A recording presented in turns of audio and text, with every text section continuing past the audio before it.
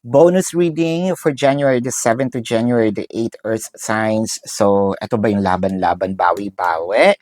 Kasi with the Ten of Pentacles, the World card, the Judgment, parang sinasabi dito, dalawa yung nakikita ko eh. One thing's for sure, medyo na doon tayo sa part na kung madamot, no, either tayo or si person, itong mga panahon, in the past days or past weeks, or probably last year, no, parang si person ngayon, ibibigay yung, parang babawi ngayon ng, sa'yo ibibigay yung time, energy, effort, pero kabaligtaran naman ito if in case kung napansin mo in the past days, weeks, or last year na medyo all in si person, no? Parang dito naman, parang feeling mo dinideprive ka, nade-deprive ka, nawawala si person, hindi mo siya makita, hindi mo maramdaman, no? Na kami pa ba? Meron pa ba siyang care?